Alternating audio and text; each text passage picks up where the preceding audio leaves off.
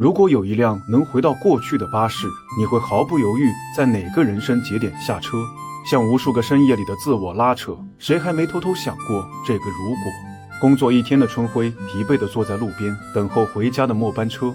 突然，几阵格外刺眼的强光闪过，一辆巴士停在了他面前，没有路数，也没有一个乘客，仿佛是专程来接他的。正犹豫要不要上车，只见司机举起了喇叭。凡是被邀请到这趟区间车的乘客，都有3次改命的机会。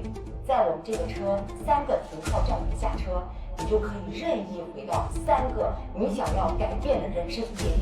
对于一个对当下生活不满、对过去充满意难平的人来说，还有什么比这更具诱惑力吗？今天他春晖就要逆天改命，走上人生巅峰。一上车，春晖震惊地认出司机竟是自己的大学同学徐一畅。可明明自己白天刚见过他，就在全国美术展上。毕业几年，一畅已是著名的海归青年艺术家，成功、富有、漂亮、时尚，和平凡朴素的自己站在一起，简直不像一个图层。全国美展的时候会去吧？我也会在。我已经很久没有画画了。为什么？你这么好的天分，为什么不继续画了？我得先走了，要不然一会儿耽误课时了。你们慢慢的啊。哎，杭春晖。想当年，他们明明都在同一起跑线，是学校最优秀的2个学生，同时被慕尼黑美院录取。一畅远赴德国，学成归来，受万人追捧。而自己呢，听了母亲的话，放弃了机会，选择了更安稳的选项，留校任教。这些年，他被困在一成不变的日常里，课堂琐事，重复的明天。画笔早已收起，灵感也干涸在堆积的文件之间，已经很久没有心思搞创作了。他回家后翻看着一畅的朋友圈，那光鲜亮丽、自由自在的生活，他忍不住想，如果当年也去了慕尼黑，如今站在聚光灯下的会不会是自己？然而在这辆车上，一畅却变得灰头土脸，就连普通话都回到了大学时夹着乡音的水平。我现在是你的假想敌，我这个样子嘛，是你想象出来的。很快，列车抵达第1站，春晖被甩下了车，来到了他得以改变人生的第1个重要节点。23岁时，他在留学和留校间做出2选1的那一天，时间紧，任务重，春晖下定决心，一定要劝说那时候的自己选择去留学。你一定要留学，你都不知道留完学回来，你一张画能卖多少钱？多少钱？这辈子你都没数过这么多个零。我画画又不是为了那几个零儿。年轻的春晖站在人生的岔路口，坚定地在德国啤酒和学校的冬笋烧肉之间，选择了那盘冬笋烧肉，那间能看到4时变化的教室。老春晖焦急万分，原来最急的不是赶时间，而是明明握着重来一次的车票，却只能眼睁睁看着一切按原路再走一遍。第1次改命失败，春晖终于意识到，一直以来他在记忆里将留校的选择归结于听了母亲的话，但实际上是母亲甘愿成为自己选择的挡箭牌，是自己不够像一畅那样勇敢，独自踏上异国他乡。他只看到一畅如今的成功，却不敢承受做自由艺术家的那份不确定性。如今的徐一畅是他自己的勇敢和努力换来的。回到车上，窗外的一畅已经回到了他本来的模样，与自己挥手告别。春晖那种隐隐的嫉妒已经被由衷的欣赏取代。他比我勇敢，他有只身去异国他乡的勇气。此时车上的人已经变成了自己的学生阿佐，他还是那副一脸欠揍的样子。老师，我是你的羁绊啊。阿佐是自己学生中最落后的一个，考了8年才考上美院。奇了怪了，他怎么出现在这？总不能是自己嫉妒他吧？阿佐解释道：你害怕和我一样，其实根本就没有才华，是被落下的那个。怎么会，阿佐？你几乎是我这辈子见过最没有才华的人。我可不一样，我大3的作品就选入了教材。但好汉不提当年勇，自己多少年没有认真搞过创作了。就算是没有成为一畅那样的职业画家，也是可以找到时间画画的。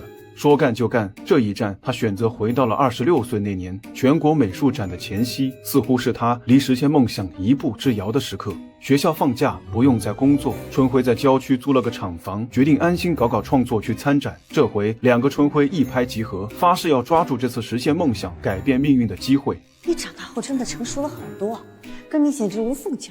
自己以后一张画的价格后面能跟多少个零，就靠这1亿了。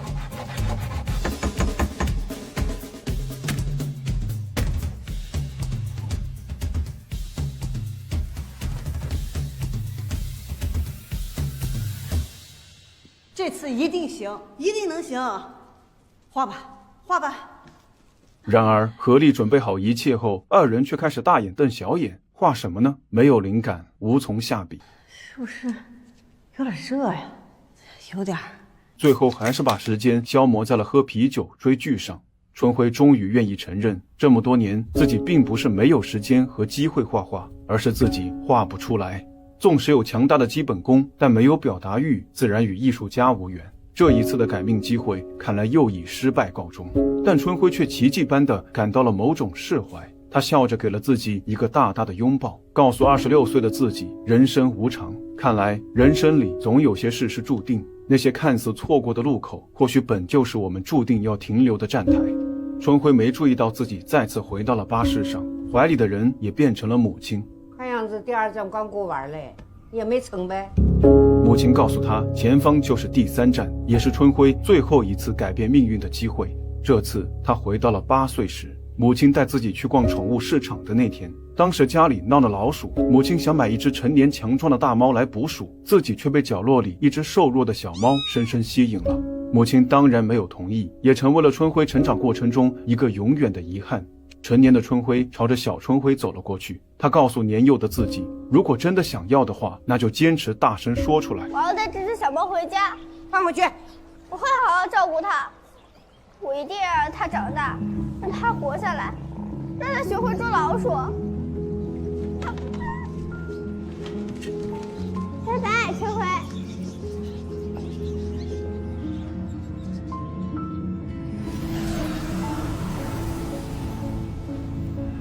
春晖猛地从梦中醒来，看到相框中的合影，那一瞬间，春晖忽然真切地意识到，有些选择，一旦你真正坚定过，连时光也会为你让步。原来人生中最小的勇敢，也可能在命运里长成最温柔的陪伴。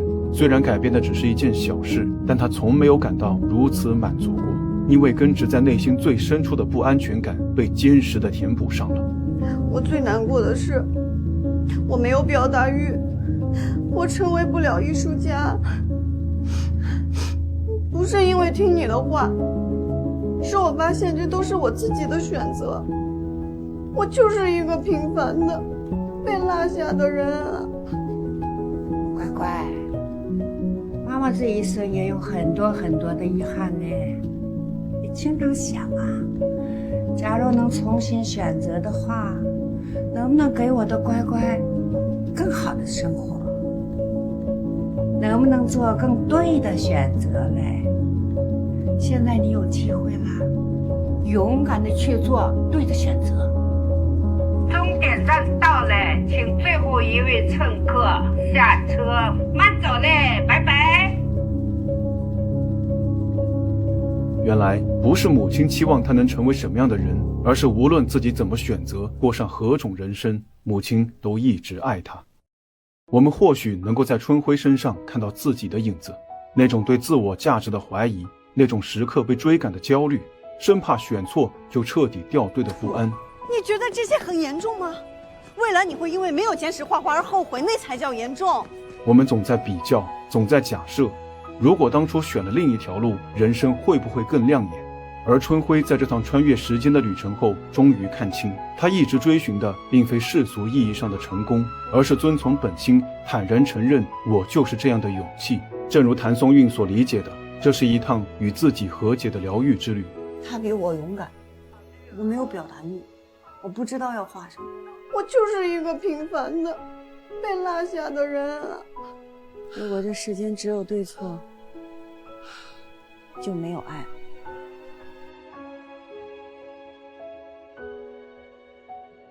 人生不是赛道，而是旷野，我们可以活成任何种样子，只要你走的是那条忠于自己内心的路。真正的勇敢，或许就是在这偌大的人世间安然成为并深爱着这个仅此一次的自己。外界的人不管怎么样，但你还有自己爱自己，你要自己给自己底气，你要给自己做靠山，那就说出来，大声的说出来，勇敢的去做对的选择。真正的接纳还是在于，即使我们有这么多的恐惧，即使我们活在这样的限制当中，即使我们不是那么满意的自己，也没关系，我们仍然可以拥抱这样的自己。我们都耐心一点，我们不知道未来会经历什么，也不知道生活会馈赠我们什么。说不定5年后、10年后，我们就有表达欲了呢。到那个时候，我们再成为一名艺术家，好吗？嗯。